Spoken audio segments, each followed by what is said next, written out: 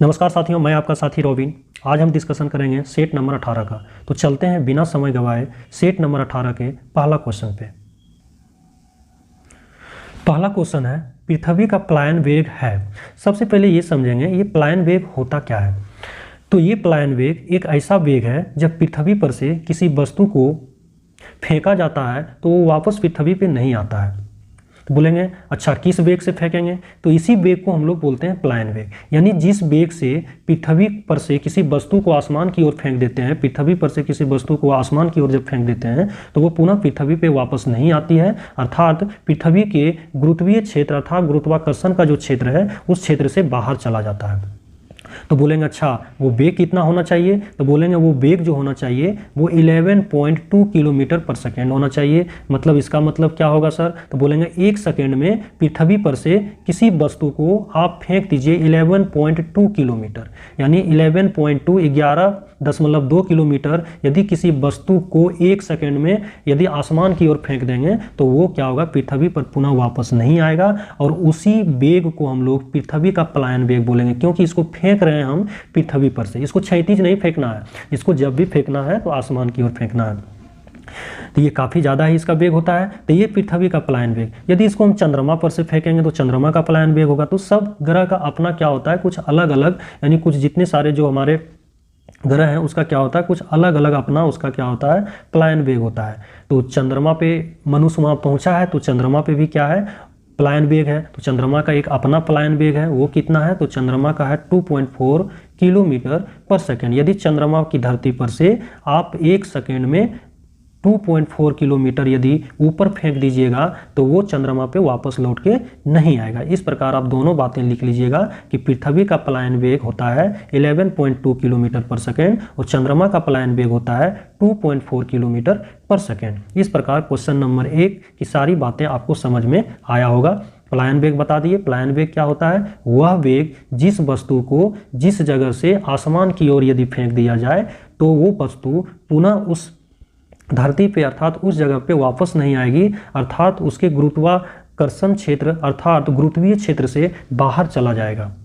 और वैसे ही वेग को हम लोग पलायन वेग बोलते हैं। तो पृथ्वी का पलायन वेग, क्योंकि पृथ्वी पर से फेंक रहे हैं तो पृथ्वी का पलायन वेग 11.2 किलोमीटर पर सेकेंड और चंद्रमा का 2.4 किलोमीटर पर सेकेंड हो जाएगा। क्योंकि ये क्वेश्चन नंबर 1 में पृथ्वी का पूछा गया है, इसलिए इसका 11.2 किलोमीटर पर सेकेंड और चंद्रमा का 2.4 किलोमीटर पर सेकेंड। ध्यान दीजिएगा, सेकेंड की जगह कभी एग्जाम में आपको मिनट और आवर दे रखेगा तो आपको लगेगा यार एक सेकेंड में 11.2 किलोमीटर हो ही नहीं सकता है, अच्छा मिनट ही सही होगा। नहीं, एकदम इसको याद रखिएगा कि एक सेकेंड में यदि किसी वस्तु को पृथ्वी पर से आसमान की ओर 11.2 किलोमीटर यदि फेंक देंगे तो पुनः वो पृथ्वी पे वापस लौट के नहीं आएगा। वही वेग जो है पृथ्वी का पलायन वेग कहलाएगा। इस प्रकार क्वेश्चन नंबर 1 समाप्त हुआ। चलते हैं क्वेश्चन नंबर 2 पे।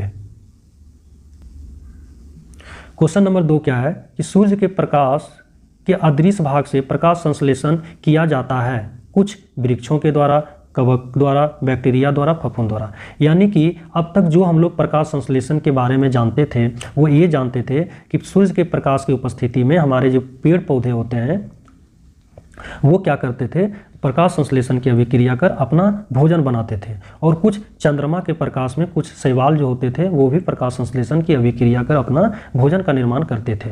आज हम बात करेंगे सूर्य के प्रकाश के अदृश्य भाग। बोलेंगे सर ये अदृश्य भाग क्या होता है, तो हम लोगों को पता होना चाहिए सौर विकिरण जो होती है अर्थात जो सूर्य की प्रकाश होती है वो 2 भाग में होती है। एक होती है दृश्य प्रकाश या अर्थात दृश्य विकिरण या किरण बोलेंगे, एक होता है अदृश्य। तो इनका मीनिंग साफ साफ हम लोगों को समझ में आ रहा है कि दृश्य का मतलब जिसको हम नंगी आंखों से देख सकते हैं अर्थात खुली आंखों से देख सकते हैं, और दृश्य का मतलब जो आसानी से हम लोगों को क्या हो, दिखाई नहीं दे। बोलेंगे सर ये दृश्य प्रकाश, तो दृश्य प्रकाश सभी लोग हम लोग इससे अवगत हैं। एक स्पेक्ट्रम से जब प्रकाश की लाइट को गुजारते थे तो ये 7 कलर में टूटता था, जो सभी को पता है। इसका कोड भी होता है RIGB, ROYGBIV। R से रेड लाल हो गया, O से ऑरेंज नारंगी, Y से येलो पीला, G से ग्रीन हरा हो गया, B से ब्लू नीला, इंडिगो का I से हो गया आपका इंडिगो और V से वायलेट जो आपका बैगनी कलर का होता है। इस प्रकार आपका टोटल ये 7 कलर होता है जो विजिबल होता है। इसका भी रेंज पूछता है, आगे बताएंगे। यदि बात करेंगे अदृश्य भाग का, प्रकाश का जो अदृश्य भाग है उसमें हमारा एक्स किरणें, गामा किरणें, अवरक्त किरणें, पराबैंगनी किरणें, ये सब आती है। ये सब किरणें के द्वारा भी क्या होता है, हमारे कुछ समुद्रीय जो जीव होते हैं, जो बैक्टीरिया होते हैं, वो भी क्या करते हैं, प्रकाश संश्लेषण की अभिक्रिया करते हैं। किस भाग के द्वारा, तो प्रकाश के अदृश्य भाग, और वो अदृश्य भाग का कौन सा भाग, तो बोलेंगे अवरक्त किरणें, अर्थात इंफ्रारेड जो विकिरण होती है उसके द्वारा समुद्र के कुछ क्या होते हैं, बैक्टीरिया होते हैं, जिसका नाम होता है ग्रीन सल्फर बैक्टीरिया। इसको क्या बोलते हैं, ग्रीन सल्फर बैक्टीरिया। समुद्र के कुछ गहराई में ये पाए जाते हैं। ये प्रकाश के अदृश्य भाग से प्रकाश संश्लेषण की अभिक्रिया कर अपना भोजन बनाते हैं। तो बोलेंगे अदृश्य भाग, कभी कभी अदृश्य भाग नहीं देके पूछेगा सूर्य के प्रकाश के अवरक्त विकिरण से प्रकाश संश्लेषण की अभिक्रिया किसके द्वारा किया जाता है, तो समुद्र के कुछ बैक्टीरिया के द्वारा, जो बैक्टीरिया है ग्रीन सल्फर बैक्टीरिया। अब यदि हम बात करेंगे इस अवरक्त किरण की, ये अवरक्त किरण का ही यूज किया जाता है किसमें, तो सोलर कुकर में यूज किया जाता है। किसमें किया जाता है, ये भी एग्जाम में आता है कि सोलर कुकर में जो खाना गर्म होती है, जो खाना बनती है, वो किस विकिरण के द्वारा, तो बोलेंगे अवरक्त विकिरण। किस भाग, प्रकाश के किस भाग, तो बोलेंगे अदृश्य भाग। और अदृश्य भाग का ही तो ये भाग है, अवरक्त किरण, पराबैंगनी किरणें, एक्स किरणें, गामा किरणें, ये सब हमारा अदृश्य भाग हो गए। अदृश्य भाग में स्पेक्ट्रम की चर्चा जो अभी हम कुछ मिनट पहले किए थे। तो ये हमारा सोलर कुकर में भी किसका यूज होता है, तो ये अवरक्त विकिरण का यूज होता है। ये भी एग्जाम में पूछता है। और अवरक्त विकिरण के बारे में पूछता है कि अवरक्त विकिरण से एक क्या होता है, हमारे शरीर की बीमारी का भी उपचार किया जाता है। वो कौन सी बीमारी, तो बोलेंगे जो मांसपेशी में जो दर्द आती है, मांसपेशियों में जो दर्द हम लोग को होता है, उसको ठीक करने के लिए, अर्थात उसके उपचार के लिए क्या किया जाता है, अवरक्त किरण का उपयोग किया जाता है। एक लैंप का यूज किया जाता है। उस लैंप से क्या होता है, ये अवरक्त विकिरणें अर्थात इंफ्रारेड रेडिएशन निकलती है और मांसपेशियों के दर्द के लिए ये क्या होता है, उपयुक्त होती है। इस प्रकार आपको अवरक्त से संबंधित मैंने आपको बता दिया। यदि हम बात करेंगे इसी अदृश्य भाग का एक और भाग की, पराबैंगनी किरणें, तो पराबैंगनी किरणें क्या होती है, ये एक तरह से लाभदायक भी होता है, एक तरह से हानिकारक भी होता है। लाभदायक कहने का मतलब क्या, तो ये क्या करता है, जो हमारे त्वचा में जो एक कोलेस्ट्रॉल पाया जाता है, जिसको हम लोग बोलते हैं 7-डिहाइड्रो, क्या बोलते हैं, 7-डिहाइड्रो बोलते हैं। ये एक हमारे त्वचा में कोलेस्ट्रॉल पाया जाता है। ये पराबैंगनी किरणें विकिरण क्या करती है, इसको संश्लेषित कर विटामिन डी में कन्वर्ट करती है। और वो भी विटामिन डी का कौन सा भाग, तो ये D3 का भाग। एक कुछ वीडियो में मैंने पहले भी बताया है, विटामिन डी का 2 पार्ट, एक कोलेकैल्सिफेरॉल, एक अर्गे कैल्सिफेरॉल। तो कोलेकैल्सिफेरॉल को D3 के नाम से ये जाना जाता है। इसी विटामिन D3 को संश्लेषित करता है पराबैंगनी किरणें। तो ये हमारे लिए लाभदायक है कि नहीं, क्योंकि यदि विटामिन डी की कमी हो जाएगी तो क्या हो जाएगा, बीमारी हो जाएगा। वो भी कौन सा बीमारी, तो हम लोगों को सभी को पता है कि रिकेटस बच्चे में हो जाता है और ऑस्टोमेलेशिया जो होता है बड़ों में हो जाता है। तो इस प्रकार के सूखा रोग क्या होता है, हमारे शरीर में उत्पन्न हो जाता है। और यदि इसके नकारात्मक की बात करेंगे तो ये पराबैंगनी किरणें से क्या होती है, एक त्वचा कैंसर भी होती है, जो एक बीमारी उत्पन्न करता है। जो ज़्यादा मात्रा में आएगी तो ये बीमारी उत्पन्न करता है, त्वचा कैंसर, पराबैंगनी किरणें से। तो इस प्रकार हमारा कुछ अदृश्य भाग का जो भाग होता है वो अपना अपना कुछ रोल क्या करता है, निभाता है। यदि दृश्य भाग की बात करेंगे, इसका वेवलेंथ बहुत पूछता है। वेवलेंथ क्या पूछता है कि इसका वेवलेंथ जो तरंगदैर्ध्य होता है इसका रेंज कहाँ से कहाँ तक होता है। तो एग्जाम में 2-3 बार आ चुका है। 390 नैनोमीटर से लेकर, नैनोमीटर में पूछता है, एंगस्ट्रम में 780 नैनोमीटर, एक ये भी एग्जाम में पूछा है। और एक आप पूछता है कभी 380 भी देगा और आपको 700 भी देगा, ये भी पूछा है। एंगस्ट्रम की यदि बात करेगा तो ये 3900 एंगस्ट्रम से लेकर 7600 एंगस्ट्रम, ये आपका एंगस्ट्रम में पूछेगा तो 3900 से 7600। कभी क्या होता है एग्जाम में 3800 भी दे देता है। 3800 एंगस्ट्रम से लेकर कहाँ तक, तो ये 3800 से लेकर 7000, ये भी एग्जाम में पूछता है। ये आप लोगों को ध्यान में रखना है। कैसे याद रखेंगे, तो ये देखिए 390 है, इसको 2 गुना कर दीजिएगा तो 78, 39 गुना कितना होता है, 78 होता है। तो ये याद रहेगा। ये भी देखिए 3900 है, तो 39 गुना 7800 होना चाहिए, लेकिन 7800 के आसपास है, तो ये ध्यान में रखना है। ये दोनों लिख लीजिएगा एंगस्ट्रम में, 3800 एंगस्ट्रम से 7000 एंगस्ट्रम, ये भी एग्जाम में पूछा है। और 3900 एंगस्ट्रम से 7600 एंगस्ट्रम। और नैनोमीटर में पूछता है 390 नैनोमीटर से 780 नैनोमीटर। एक बार एग्जाम में पूछा गया है 380 नैनोमीटर से 700 नैनोमीटर। ये चारों डाटा एक जगह लिख लीजिएगा। फिर और एक एग्जाम में पूछ लेता है कि जो हमारी आंख होती है वो किस प्रकाश के लिए सबसे ज़्यादा सुग्राही होता है। तो याद रखिएगा पीला एवं हरा के लिए होता है, पीला एवं हरा के लिए। ये तो कलर पूछता ही पूछता है, साथ ही साथ क्या पूछता है, वो नैनोमीटर भी पूछ लेता है कि किस नैनोमीटर पे हमारा आँख जो होता है पीला एवं हरा के लिए सुगराहित है। याद रखिएगा 555 नैनोमीटर, और एंगस्ट्रम में पूछेगा तो 5500 एंगस्ट्रम, ये एग्जाम में पूछा गया है। अब देख लीजिए 555 नैनोमीटर 390 और 780 के लगभग बीच में आता है। 5500 एंगस्ट्रम को आप देख लीजिए, अब 3900 एंगस्ट्रम से लेकर 7800 एंगस्ट्रम के बीच में ही आता है। यदि पीला और हरा रंग की बात करेंगे तो ये ऊपर से यदि हम देखते हैं ROYGBIV, तो यदि पीला की बात करेंगे येलो, हरा की बात करेंगे ग्रीन। देखिए ये दोनों बीच में आता है कि नहीं, बोलेंगे जी बीच में ही लगभग आता है। इसलिए आँख के लिए ये क्या होता है, आँख सबसे ज़्यादा सुग्राही ये सातों कलर में से किसके लिए होता है, तो पीला एवं हरा के लिए। तमाम तरह की बातें आप लोगों को मैंने क्वेश्चन नंबर 2 में बताया, और वही मैंने बताया जो एग्जाम में बार बार पूछा गया है, इसे आप एक जगह लिख लेंगे। तो इस प्रकार क्वेश्चन नंबर 2 का आंसर हुआ बैक्टीरिया। क्वेश्चन नंबर 2 का आंसर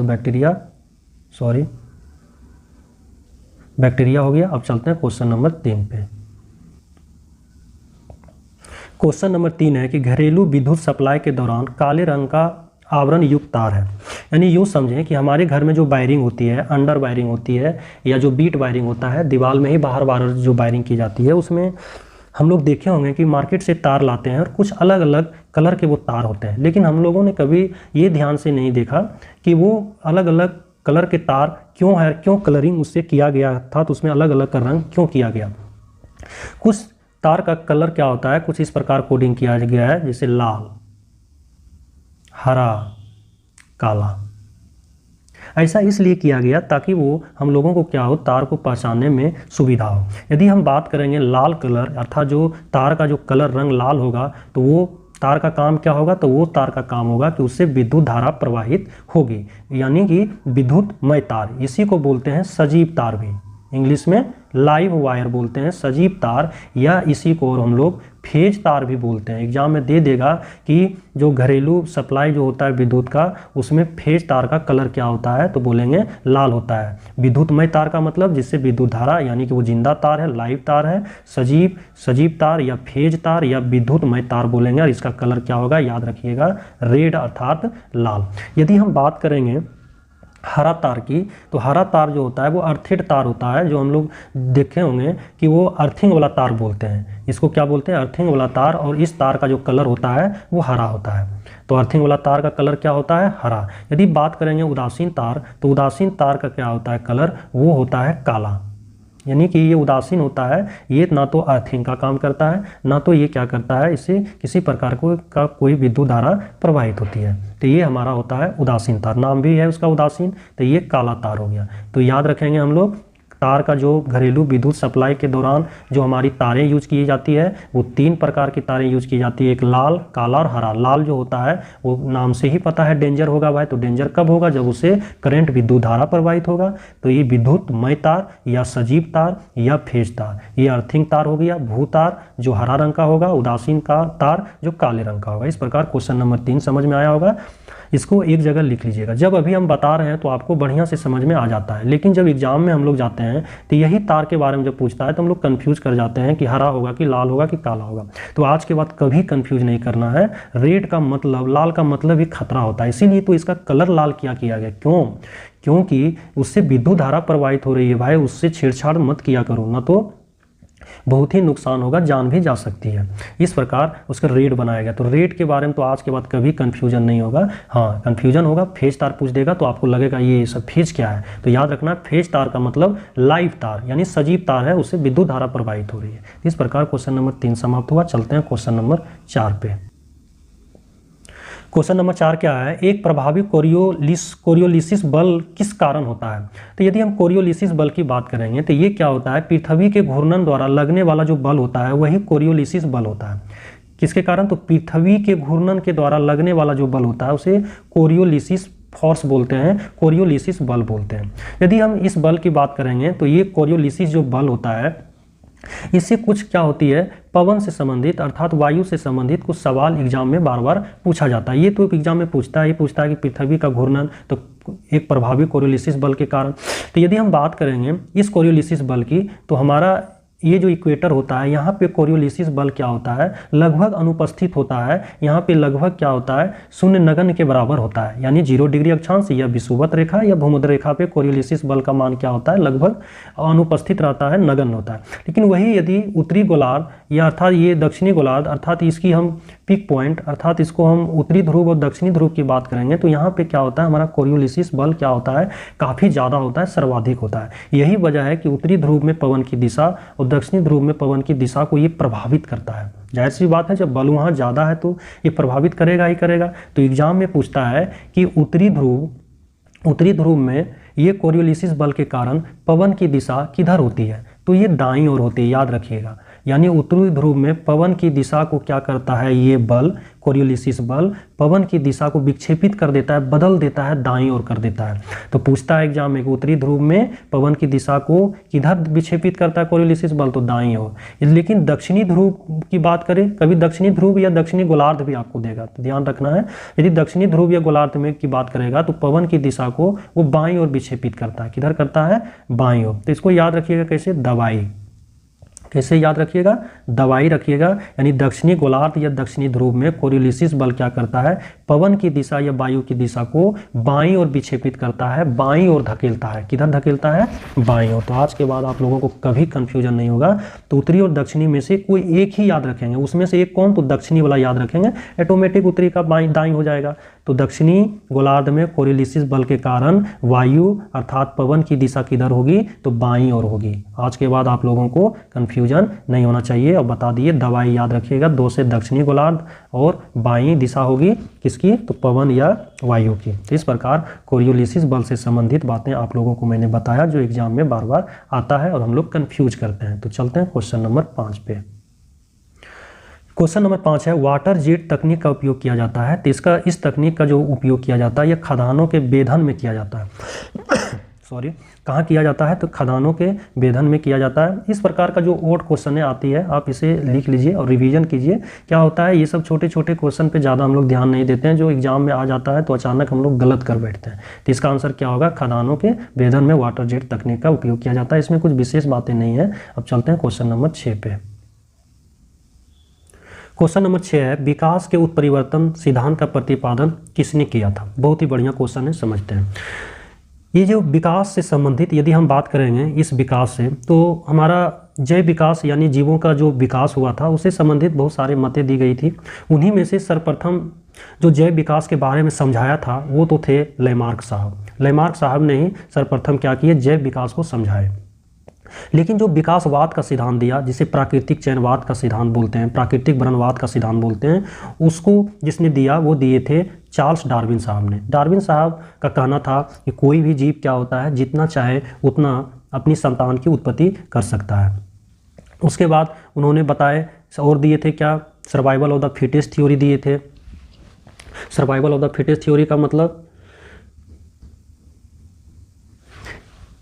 कि उनमें जितने सारे जीव होंगे उनमें से जो सबसे योग्यतम की उत्तरजीविता का सिद्धांत दिए थे। सर्वाइवल ऑफ द फिटेस्ट का हिंदी यही होता है, यानी कि जीव तो बहुत सारे होंगे, उनमें से जो पर्यावरण के अनुकूल जो जीव पाएंगे, जो योग्य होंगे, उसका चयन किया जाएगा। इसीलिए प्राकृतिक चयनवाद या विकासवाद का सिद्धांत डार्विन के द्वारा दिया गया, और नेचुरल सिलेक्शन इंग्लिश में उसको हम लोग बोलते हैं। लेकिन क्या हुआ, जब नए जीवों का विकास हुआ, नए जीवों का जन्म हुआ, तो वो अपने पूर्वजों से कुछ क्या हुए, उनमें विभिन्नताएं पाई गई, और इन्हीं विभिन्नताओं को चार्ल्स डार्विन साहब नहीं बता पाए।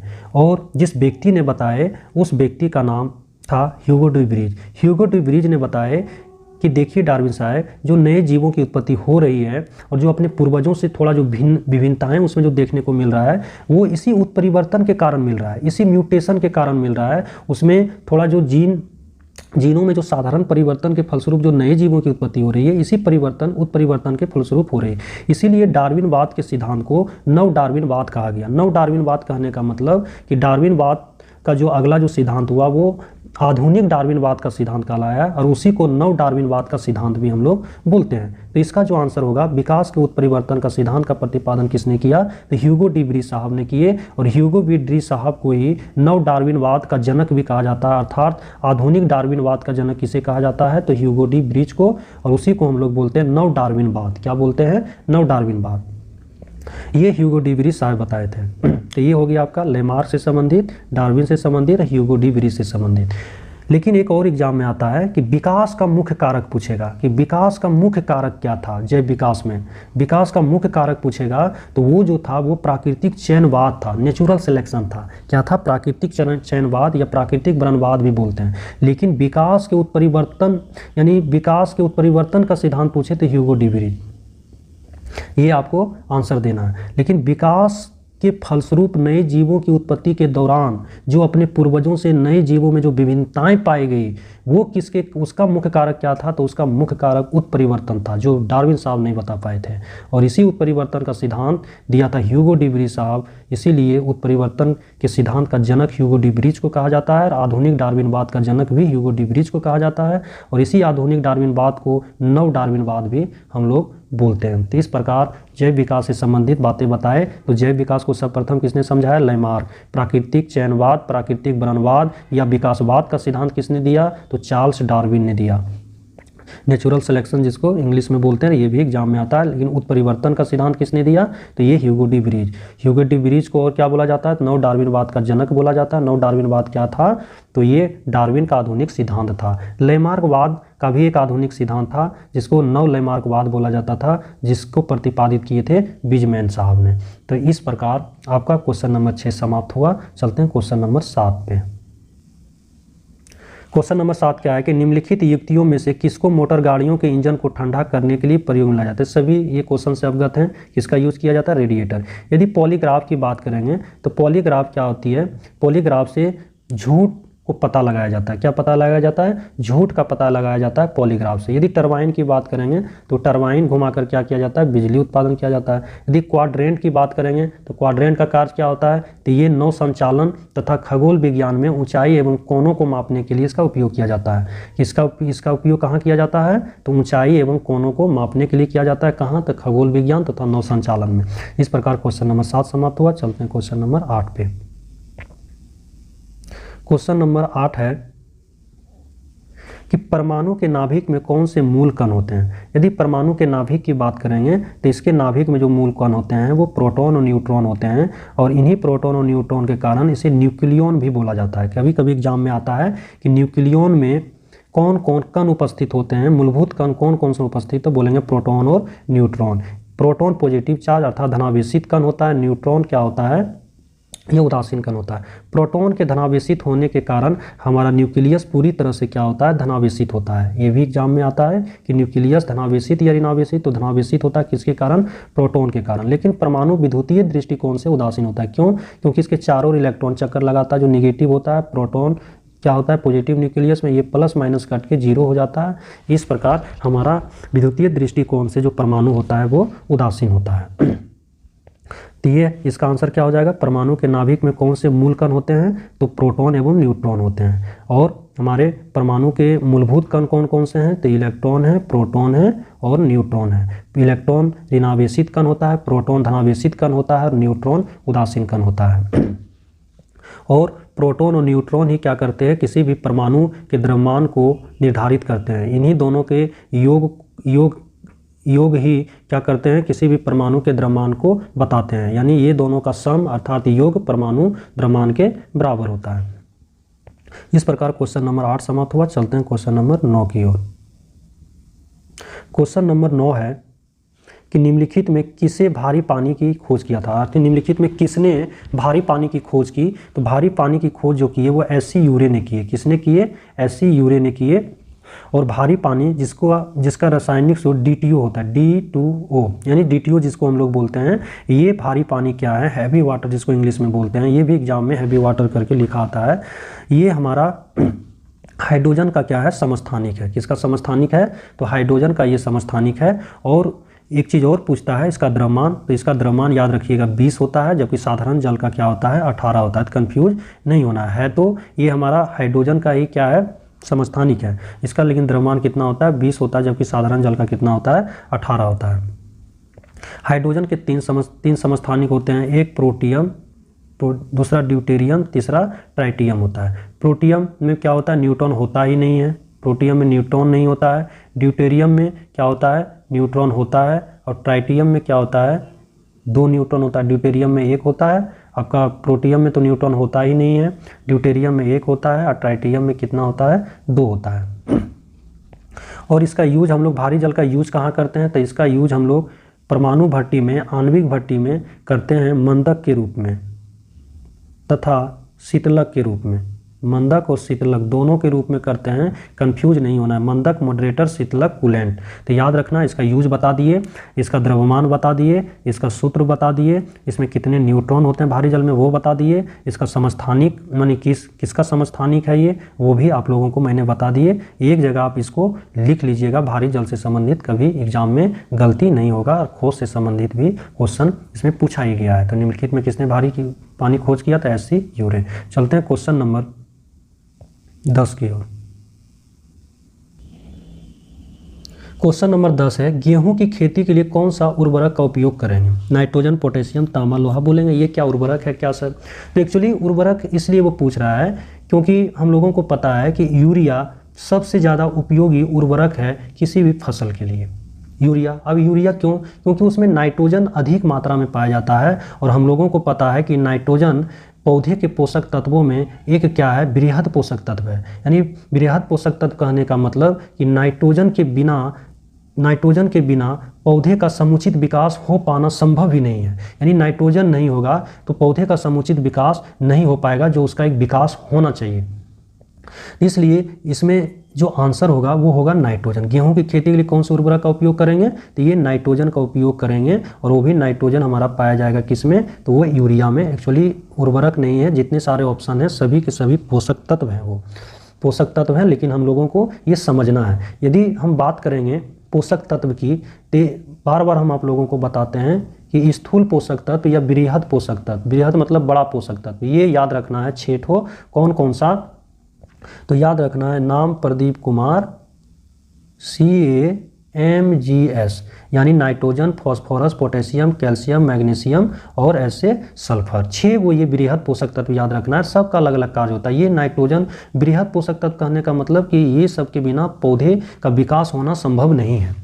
बृहद पोषक तत्व नाइट्रोजन का कार्य है कि यदि ये नाइट्रोजन नहीं मिल पाएगा किसी भी पौधे को तो उसका एक तो समुचित विकास नहीं हो पाएगा, साथ ही साथ उसमें की जो पत्तियां होगी वो पीली पड़ने लगेगी। यदि हम फॉस्फोरस की बात करेंगे तो पेड़ पौधे के जड़ों के विकास के लिए ये काफ़ी ही क्या होता है, मददगार होता है। इसके बिना जड़ का विकास नहीं हो पाएगा। यदि हम पोटेशियम की बात करेंगे तो पोटेशियम का कार्य है कि पेड़ पौधे या फसल जो भी हैं उनके क्या करते हैं, अस्टोमेटा के खुलने एवं बंद होने की क्रिया को संपन्न करवाते हैं पोटेशियम। ये पहला 3 का मैंने बताया, ये सब भी पोषक तत्व हैं, लेकिन इसके बारे में उतना नहीं पूछता है। यदि हम बात करेंगे लघु या सूक्ष्म पोषक तत्व की, सूक्ष्म का मतलब ये कम आवश्यकता है, यानी फसल या पेड़ पौधे को ये क्या होता है, ये पोषक तत्व की आवश्यकता कम होती है। ये कौन कौन सा है, तो बोरॉन, कॉपर, क्लोरीन। उसके बाद मेमोलॉजी एक बताते हैं, मेमोलॉजी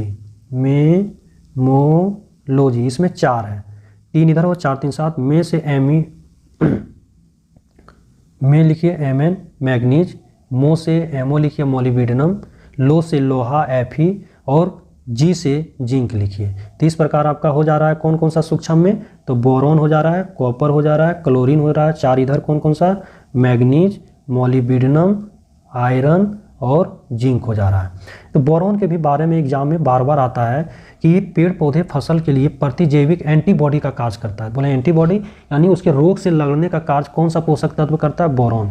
और एक और फेमस क्वेश्चन इससे पूछा जाता है कि पौधों की जड़ों की गांठ के लिए जो सबसे उपयोगी सूक्ष्म या सबसे उपयोगी जो पोषक तत्व है वो कौन सा है, तो बोरॉन है। जो दलहनी वाले फसल होते हैं उसके जड़ों में जो गांठें पाई जाती है, उसी गांठ में जो राइजोबियम जीवाणु पाए जाते हैं, जिसको क्या करता है, नाइट्रोजन की उपलब्धता यानी वायुमंडल से नाइट्रोजन ग्रहण कर उसे नाइट्रेट में बदलकर पेड़ पौधे को उपलब्ध करवाता है, तो वो यही बोरॉन कार्य करता है। तो बोरॉन क्या करता है, पेड़ पौधे या फसल के जड़ों में गांठें बनाती है। कौन, बोरॉन। एक रोग प्रतिरोध की क्षमता भी पैदा करती है बोरॉन। तो इस प्रकार ये सब याद रखना है आपको। सूक्ष्म पोषक तत्व और लघु पोषक तत्व ये बार बार एग्जाम में पूछा जाता है और उसका कार्य भी पूछा जाता है। तो बोरॉन का 2 कार्य, एक एंटीबॉडी प्रतिजैविक का कार्य करता है फसल के लिए, और जड़ों में दलहनी वाली फसलों के जड़ों में गांठें का निर्माण करने के लिए बोरॉन सूक्ष्म पोषक तत्व की आवश्यकता होती है। उधर आपको हम बता ही दिए बृहद और स्थूल का। तो इसका आंसर क्या हो जाएगा, नाइट्रोजन हो जाएगा। और पोटेशियम बता ही दिया आपको, स्टोमेटा के खुलने में बंद होने की प्रक्रिया का काम करता है। तो इस प्रकार क्वेश्चन नंबर 10 समाप्त हुआ। चलते हैं क्वेश्चन नंबर 11 पे। क्वेश्चन नंबर 11 है डाइक्लोरो डाइफिनाइल ट्राइक्लोरोइथेन डीडीटी के बारे में बहुत ही हम लोग प्रचलित इससे अवगत हैं। तो डीडीटी क्या है, सबसे ये पूछता है डीडीटी है क्या। तो डीडीटी ये जो है एक खरपतवार नाशी, ये सॉरी क्या है, ये कीटनाशक है। डीडीटी क्या है हमारा, कीटनाशक है।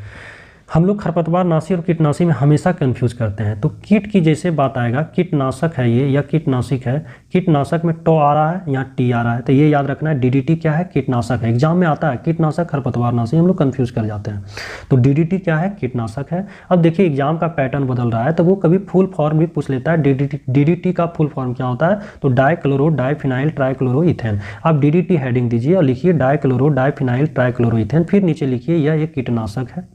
फिर देखिए अब एग्जाम का पैटर्न बदल रहा है, तो पूछ दिया कि अजैव घटनीय प्रदूषक है, जैव रासायनिक प्रदूषक है, गैर प्रदूषणकारी या गैर प्रदूषक और जैव घटनीय प्रदूषक। तो ये नॉन बायोडिग्रेडेबल पोल्यूटेंट है, यानी कि ये सूक्ष्म जीवों के द्वारा घटित नहीं होता है, छोटे छोटे कणों में टूटकर ये मिट्टी में नहीं मिलता है, यानी ये क्या है, नॉन बायोडिग्रेडेबल है और जैव घटनीय प्रदूषक है। तो ये डीडीटी के बारे में लिख लेना है। फिर कुछ जानते हैं 2,4-D, ये भी बहुत फेमस है। तो ये खरपतवार नाशी होता है, यानी कि फसल में जो अवांछित पेड़ पौधे उग जाते हैं और हमारे फसलों को प्रकाश संश्लेषण की क्रिया होने से वंचित करते हैं, अर्थात उसमें जो भी खाद्य पदार्थ रहते हैं उसको भी अवशोषित कर लेता है, जिससे हमारी फसल अच्छे नहीं हो पाते हैं। तो उसको खत्म करने के लिए एक रसायन का उपयोग किया जाता है जिसका नाम है 2,4-D, और ये होता है खरपतवार नाशी। क्या होता है, खरपतवार नाशी होता है। कुछ खरपतवार नाशी भी याद रखना है हम लोगों को। 2,4-D तो बहुत ही फेमस है। सोडियम क्लोरेट भी पूछता है। शाकनाशी या खरपतवार नाशी दोनों लगभग एक ही होता है। तो सोडियम क्लोरेट भी पूछता है। तो सोडियम क्लोरेट क्या है, तो ये खरपतवार नाशी या शाकनाशी है। सोडियम क्लोरेट के बाद सोडियम आर्सेनेट भी पूछता है। सोडियम आर्सेनेट ये भी क्या है, खरपतवार नाशी और शाकनाशी का काम। खरपतवार नाशी और शाकनाशी दोनों लगभग एक ही होता है। इसके बाद ब्यूटाक्लोर भी पूछता है। ब्यूटाक्लोर भी क्या है, ये भी खरपतवार नाशी है। तो आप एक जगह लिख लीजिए खरपतवार नाशी दीजिए, लिखिए हेडिंग दीजिए, उसके नीचे लिख लीजिए butachlor, 2,4-D, sodium chlorate, sodium arsenate. तो यही सब एग्जाम में बार बार पूछता है, लेकिन हम लोग एक ही चीज से अवगत रहते हैं, 2,4-D खरपतवार नाशी है। जैसे 2,4-D नहीं आके ब्यूटाक्लोर दे देता है, सोडियम आर्सेनेट देता है, सोडियम क्लोरेट देता है, लगता है यार ये तो क्वेश्चन ही गलत है। जी नहीं, गलत नहीं है, वाकई में हम लोग उस क्वेश्चन से बढ़िया तरीके से अवगत नहीं है। इस प्रकार आप खरपतवार नाशी और कीटनाशी में लिख लेंगे, और खरपतवार नाशी और कीटनाशी में आज के बाद कभी कंफ्यूज आप लोग नहीं करेंगे। तो क्वेश्चन नंबर 11 समाप्त हुआ। चलते हैं क्वेश्चन नंबर 12 है पृथ्वी की आयु का मापन निम्न में से किस विधि द्वारा किया जाता है। आपसे पृथ्वी का आयु पूछे, या आपसे पुरानी चट्टान की आयु पूछे, या आपसे निर्जीव वस्तु की चर्चा करें। किसकी चर्चा करें, निर्जीव वस्तु की करें। चट्टान निर्जीव, पृथ्वी हमारा क्या, ये निर्जीव, यानी निर्जीव की यदि चर्चा करें तो उसमें जो हम लोग पदार्थों का जो यूज करते हैं वो करते हैं हम लोग यूरेनियम विधि का करते हैं। कभी आपको यूरेनियम विधि देगा, कभी रेडियोधर्मी विधि देगा। अब एक्चुअली यूरेनियम जो है हमारा धातु, ये एक रेडियोधर्मी तत्व ही है। रेडियोधर्मी क्या है, धातु है। यही वजह है कि कभी कभी यूरेनियम विधि और कभी कभी रेडियोधर्मी विधि दे देता है। तो आज के बाद कंफ्यूजन नहीं होना है कि रेडियोधर्मी और यूरेनियम क्या है, यूरेनियम विधि। तो यूरेनियम एक प्रकार का रेडियोधर्मी पदार्थ है, रेडियोधर्मी तत्व है, रेडियोधर्मी धातु है। यही वजह है एग्जाम में लैंग्वेज चेंज कर देता है, वो यूरेनियम विधि ना देके रेडियोधर्मी डेटिंग विधि दे देता है, और कभी कभी एग्जाम में यूरेनियम डेटिंग विधि भी पूछता है। तो ये रेडियोधर्मी डेटिंग विधि या यूरेनियम डेटिंग विधि दोनों एक ही है। और इसका उपयोग कहाँ करते हैं, किसके आयु के आकलन में करते हैं, तो निर्जीव पदार्थों के आयु के आकलन में करते हैं। अर्थात पृथ्वी का आयु पूछे या किसका पूछे, चट्टानों की, यानी जिसमें कभी जीव नहीं रहा हो, चट्टानों की आयु पूछे, तो ये सब। लेकिन जिसमें जीव रहा हो और वो मर गया हो और उसकी आयु का आकलन, जैसे देखते हैं कभी कभी खुदाई होता है तो पता चलता है जो जीवाश्म है कि ये बहुत पुराने, इतने हजार साल पुराने ये जीव शायद यहाँ होगा, तो वो किससे पता करते हैं, तो कार्बन डेटिंग C14 विधि से करते हैं। C14 कार्बन का एक आइसोटॉप है, समस्थानिक है। C14 विधि के द्वारा हम लोग किसका प्रयोग करते हैं, तो जीवाश्मों के आयु का आकलन करते हैं। जीवाश्मों का, जो पहले जीवन जिसमें रहा होगा वो मर गया, अब उसका अवशेष मिल रहा है, उसकी आयु का पता लगाना है कि ये कितने हजार साल पुराने का ये जीव है, तो वो कार्बन डेटिंग। जिसमें कभी जीव रहा ही नहीं हो उसका यदि पता करना हो तो यूरेनियम या रेडियोधर्मी। इस प्रकार क्वेश्चन नंबर 12 समाप्त हुआ। ये सब क्वेश्चन एक जगह लिख लेंगे। चलते हैं क्वेश्चन नंबर 13 में।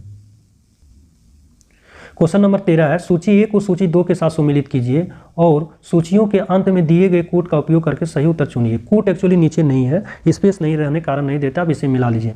हड्डियों में उपस्थित जो यौगिक होते हैं वो कैल्शियम फॉस्फेट होते हैं, तो इसका ए का हो जाएगा 4, कैल्शियम फॉस्फेट, ये सब ध्यान में रखना है। तो ये ऐसा इसलिए हम बार बार डालते हैं कि एक ही क्वेश्चन में मेरा वनडे एग्जाम के लिए 4 क्वेश्चन ऑब्जेक्टिव रेडी होता है, क्योंकि हड्डियों में ये भी पूछता है, हड्डियों में उपस्थित यौगिक कैल्शियम फॉस्फेट, ये भी ऑप्शन रहता है। तो इस प्रकार क्वेश्चन ज़्यादा हमारा हो पाता है एक ही क्वेश्चन में।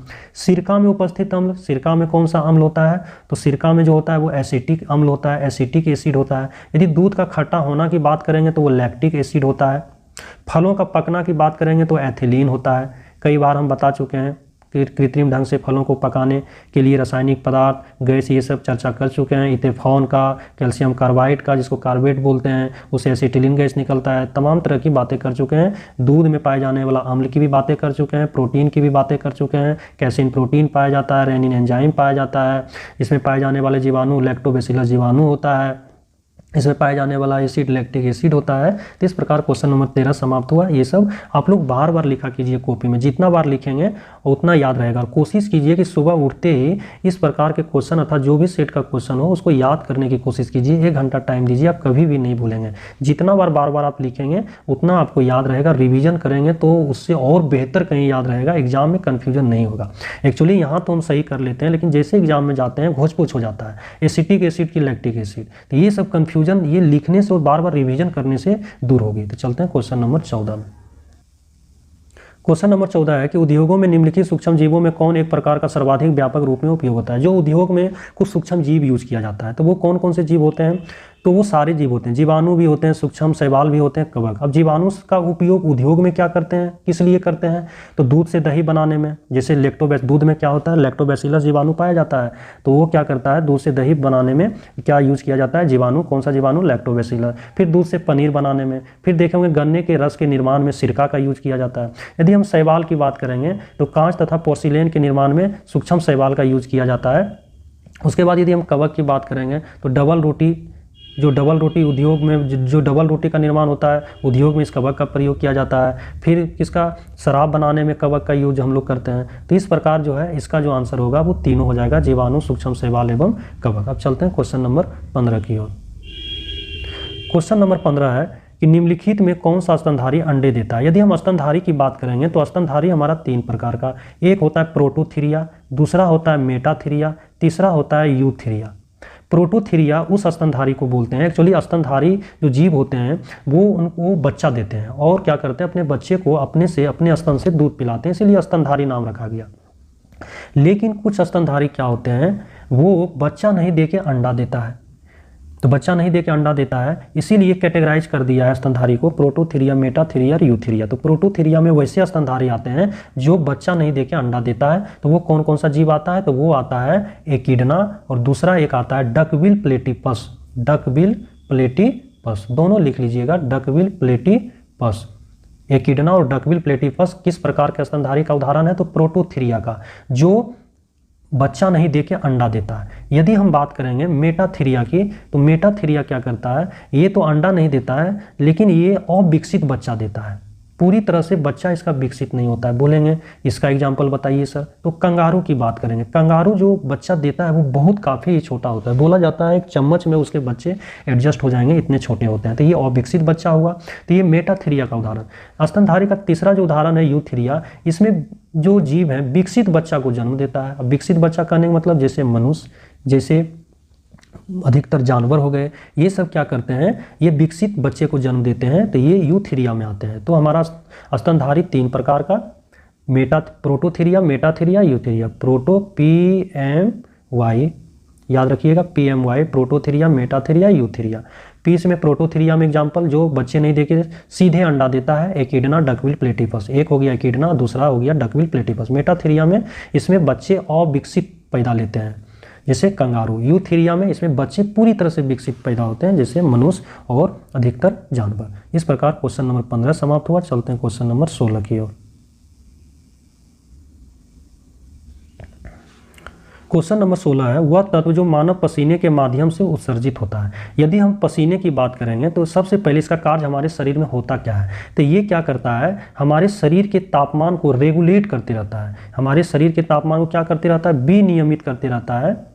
यानी शरीर के अंदर यदि अत्यधिक गर्मी है तो क्या होता है, वो पसीना बाहर आता है। यानी पसीना क्या करता है, शरीर के तापमान को बनाए रखता है, ये मेंटेन रखता है हमारा पसीना। तो बात है ये जब पसीना है, देखे होंगे सभी के शरीर से पसीना निकलता है, तो इसमें कुछ कुछ क्या होता है, खनिज पदार्थ पाए जाते हैं, कुछ अम्ल पाए जाते हैं और कुछ यूरिया की भी मात्रा होती है। तो उन्हीं खनिज पदार्थों में से कुछ खनिज पदार्थ के नाम होते हैं जो इसके अंदर पाए जाते हैं। यदि बात करेंगे इस पसीने में खनिज पदार्थ की, तो उसमें सोडियम पाया जाता है जिसका सिंबल Na होता है। उसके बाद इसमें पोटेशियम पाया जाता है जिसको K बोलते हैं। इसमें कैल्शियम भी पाया जाता है, इसमें मैग्नीशियम भी पाया जाता है, इसमें जिंक भी पाया जाता है और आयरन भी पाया जाता है। इतना कम से कम आपको याद रहना चाहिए कि हमारे पसीने में जो खनिज पदार्थ पाया जाता है वो sodium, potassium, calcium, magnesium, zinc, iron, ये सब होता है। तो इसका जो आंसर होगा हमारा मैग्नीशियम भी होगा, लोहा भी होगा, आयरन जिसको बोलते हैं, और जिंक भी होगा। बाकी बात सोडियम, पोटेशियम, कैल्शियम, मैग्नीशियम, तो ये सब लिख लीजिएगा। यही सब क्वेश्चन जो स्टैंडर्ड बनता है यही सब आता है, यही सब हम लोगों के लिए टफ हो जाता है। और इतना इसलिए हम बता दे रहे हैं कि एग्जाम में आता है, सोचेंगे एगो कोई पढ़ लेंगे, तो जैसे कहीं पढ़े होंगे तो एगो लोहा मिला होगा तो लोहा मार देंगे, एग्जाम में आएगा तो पता चलेगा ऑल ऑफ या ए, सी और बी और सी दोनों ऑप्शन है या सभी ऑप्शन है। तो ये इस तरह से एग्जैक्ट जानकारी, डिटेल में जानकारी होना जरूरी है। और पसीना में पाए जाने वाले अवयव अर्थात क्या क्या पाया जाता है, तो खनिज, अम्ल, यूरिया, और खनिज में लोहा, जस्ता, मैग्नीशियम, कैल्शियम, पोटेशियम, सोडियम, ये सब पाया जाता है। इस प्रकार क्वेश्चन नंबर 16 समाप्त हुआ। चलते हैं क्वेश्चन नंबर 17 की ओर। क्वेश्चन नंबर 17 भी अच्छा क्वेश्चन है। अधोलिखित में कौन पृथ्वी के कार्बन चक्र में कार्बन डाइऑक्साइड की मात्रा को नहीं बढ़ाता है, यानी CO2 की मात्रा को कौन नहीं बढ़ाता है। अब बात करते हैं शोषण की। जब हम लोग शोषण की क्रिया करते हैं, रेस्पायरेशन की क्रिया करते हैं, तो हम लोग कार्बन डाइऑक्साइड छोड़ते हैं। तो इसमें वायुमंडल में कार्बन डाइऑक्साइड की मात्रा बढ़ाने का तो कार्य करते हैं।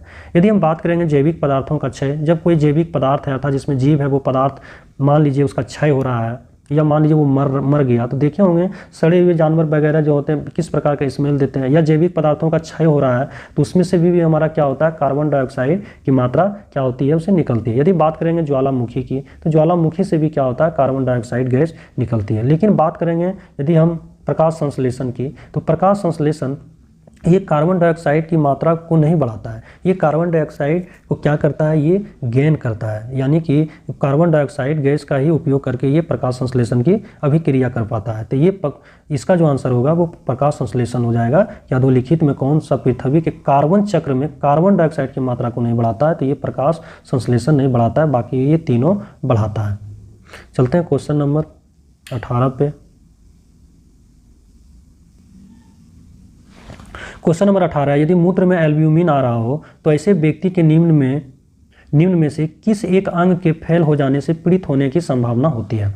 यदि हम बात करेंगे इस एल्ब्यूमिन की, तो ये जो एल्ब्यूमिन है एक प्रकार का प्रोटीन है, ये हमारे रक्त में पाया जाता है और यह प्रोटीन रक्त के अलावा ये अंडा में भी पाया जाता है। तो एल्ब्यूमिन कहाँ कहाँ पाया जाता है, तो एक रक्त में और दूसरा अंडा में।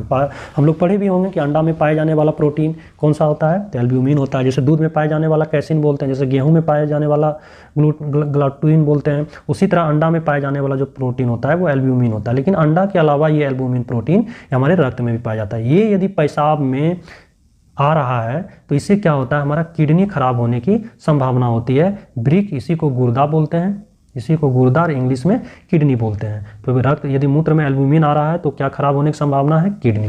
यदि हम मूत्र की यहाँ बात करते हैं, एग्जाम में भी पूछा जाता है कि मूत्र से संबंधित भी बहुत सारे क्वेश्चन, तो प्रत्येक दिन जो है मूत्र हम लोग कितना, लगभग 1.5 लीटर हम लोग मूत्र को उत्सर्जित करते हैं, अर्थात 1.5 लीटर पेशाब हम लोग प्रत्येक दिन करते हैं। इसका पीएच वैल्यू मूत्र का पूछता है कितना होता है, तो इसका पीएच वैल्यू जो होता है वो 6 होता है, यानी 7 से कम है, तो ये मूत्र जो होता है वो अम्लीय होता है, ये लिख लीजिएगा। इसका रंग भी पूछता है कि मूत्र का रंग क्या होता है, तो रंग जो इसका होता है वो यूरोक्रोम के कारण जो है पीला होता है। क्या होता है, मूत्र का रंग पीला होता है, और किसके कारण, तो यूरोक्रोम वर्णक के कारण। एग्जाम में पूछता है कि मूत्र में कौन सा वर्णक पाया जाता है, यूरोक्रोम। यूरोक्रोम का ही दूसरा नाम है यूरोबिलिन, ये भी लिख लीजिएगा, यूरोबिलिन। यूरोक्रोम का दूसरा नाम क्या है, यूरोबिलिन। जैसे बिलीवर्डिन पढ़ते हैं, बिलीरुबिन पढ़ते हैं ना हम लोग, बिलीवर्डिन पढ़ते हैं, बिलीरुबिन पढ़ते हैं, ये सब क्या होता है, जैसे बिलीरुबिन पढ़ते हैं, बिलीवर्डिन पढ़ते हैं। बिलीवर्डिन हम लोगों को पता ही है, पीत का रस जो थोड़ा हरा नीला रंग का होता है, बिलीवर्डिन। बिलीरुबिन के कारण जो जॉन्डिस वगैरह में शरीर पीला पड़ जाता है, बिलीरुबिन के कारण। उसी प्रकार क्या होता है, हमारा मूत्र का भी मूत्र का भी रंग जो हमारा पीला होता है वो यूरोक्रोम के कारण होता है। यूरोक्रोम का ही दूसरा नाम है यूरोबिलिन। इस प्रकार दोनों याद रखिएगा, यूरोक्रोम को यूरोबिलिन बोलते हैं। यदि बात करेंगे मूत्र की, तो इसमें जो पानी भी पूछा जाता है, पानी कितना होता है, तो 91 से 96% इसमें पानी पाया जाता है। मूत्र में यूरिया भी पाया जाता है। यूरिया कितना होता है, तो लगभग 2.5% से थोड़ा ज़्यादा यूरिया होता है। इसमें मूत्र में क्रिएटिनिन भी पाया जाता है। क्या पाया जाता है, क्रिएटिनिन भी पाया जाता है। इसका भी कुछ कार्य होता होगा, मुझे इसके बारे में जानकारी नहीं है। तो इस प्रकार मूत्र से संबंधित सारी बातें आपको मैंने बता दिया। किडनी खराब होने का एक और जगह बनता है कहाँ, तो जब ज़्यादा देर तक हम लोग उपवास करते हैं उस समय भी किडनी खराब होने की संभावनाएं बढ़ जाती है। ये भी एग्जाम में पूछा गया, इसको भी लिख लीजिएगा कि ज़्यादा देर तक उपवास रहने पे भी किडनी खराब होने की संभावना बढ़ती है। तो किडनी से संबंधित, एल्ब्यूमिन से संबंधित बता दिए, मूत्र से संबंधित सारी चीज़ें बता दिए। आप एक जगह लिख लीजिएगा, एग्जाम में बार बार ये पूछा जाता है। एक और पूछता है कि मूत्र का निर्माण कहाँ होता है, तो मूत्र का जो निर्माण अर्थात जिसको पेशाब बोलते हैं, मूत्र बोलते हैं, उसका निर्माण जो होता है किडनी में तो होता ही।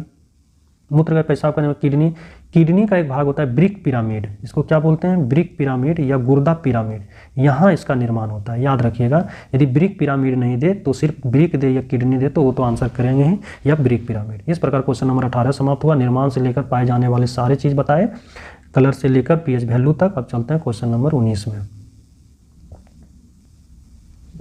क्वेश्चन नंबर है कि मानव आहार में पॉलिश किए हुए चावल के उपयोग से निम्नलिखित में रोग हो जाता है।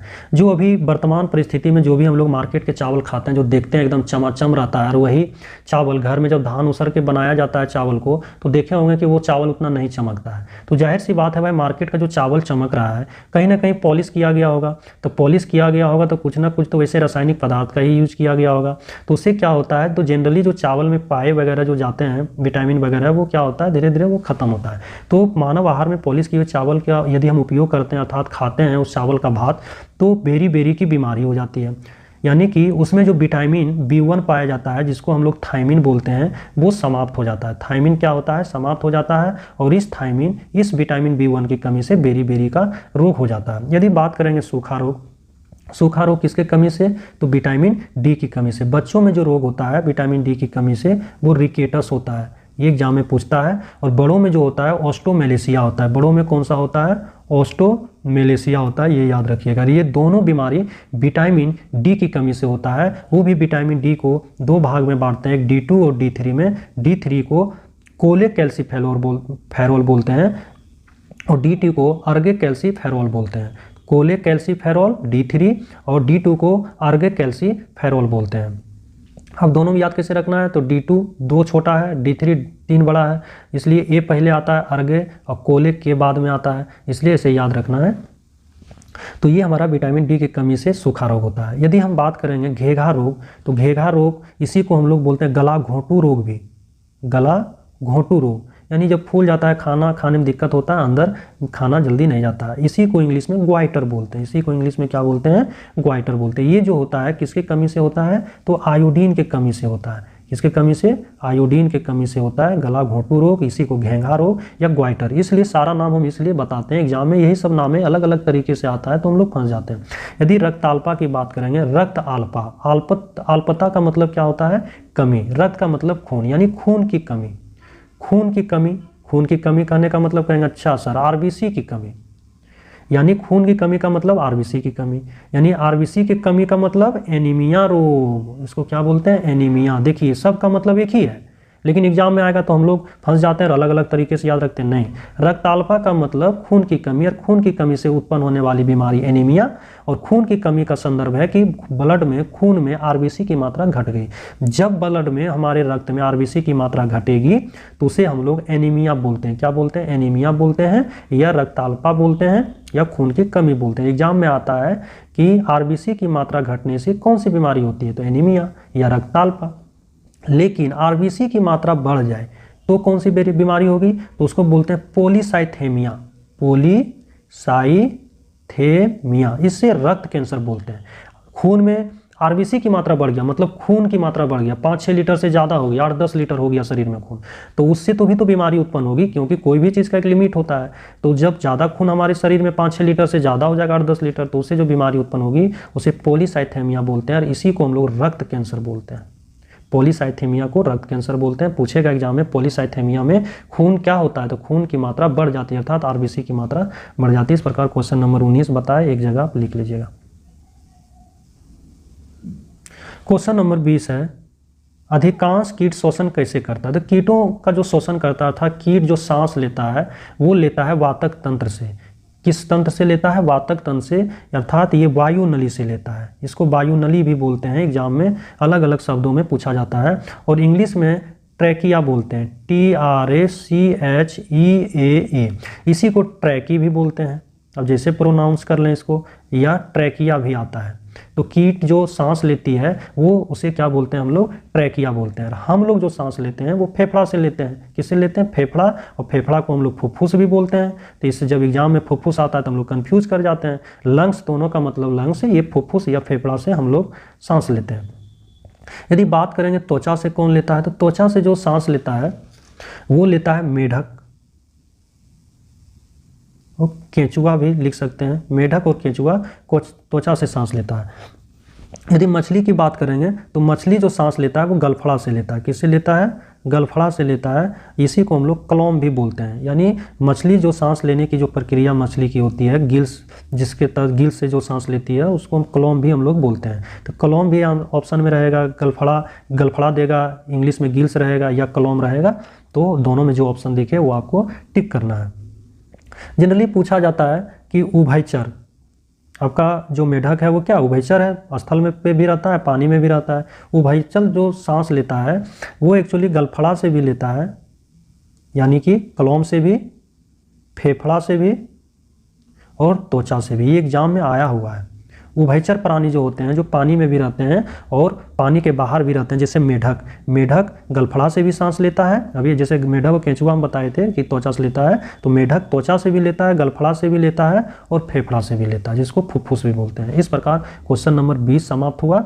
इस प्रकार के जितने सारे मैं क्वेश्चन आपको बताता हूँ, सारे आपको एग्जाम में कन्फ्यूजन पैदा करते हैं। यही सब कन्फ्यूजन को दूर करना है, इसीलिए हम डिटेल में बताना चाहते हैं। हम चाहे तो शॉर्ट वीडियो भी डाल सकते हैं, लेकिन हम नहीं डालते हैं, क्योंकि शॉर्ट वीडियो डालने से कोई फ़ायदा नहीं है। आप लोगों को एक जरा फ़ायदा नहीं होगा। इसलिए हम चाहते हैं कि तीनों सब्जेक्ट का ऐसा क्वेश्चन हम सेट करें ताकि एक क्वेश्चन से बहुत सारे सवालों का जवाब हम लोग दे पाएँ और एग्जाम में इससे क्वेश्चन नहीं छूटे। हम तो इसकी गारंटी नहीं लेंगे कि एग्जाम में हमारे बताए हुए सेट या क्वेश्चन से ही 100% आएगा, लेकिन इतना तय है कि यदि 10 क्वेश्चन आएगा तो 7 से 8, 8 से 9 और सही किस्मत हुआ 10 का 10 भी बनेगा आपसे। यदि आप रिवीजन करेंगे तो हम पे सिर्फ विश्वास नहीं करना है, हम पे सिर्फ उम्मीद नहीं करना है। हम आपको जो सेट देते हैं आप प्रॉपर ढंग से मेहनत कीजिए, बार बार रिवीजन कीजिए। हम कितनों या कोई भी टीचर कितनों आपको पढ़ा दे, यदि आप रिवीजन प्रत्येक दिन नहीं करेंगे और प्रत्येक दिन आप मेहनत नहीं करेंगे सही दिशा में, तो कभी भी आप एग्जाम में सही करके नहीं आ पाएंगे। इसलिए आप रिवीजन कीजिए, अपने आप पे हमसे कहीं ज़्यादा विश्वास कीजिए, आप एक ना एक दिन जरूर सफल होंगे। इसी के साथ साथियों, जय हिंद, जय भारत। फिर मिलते हैं।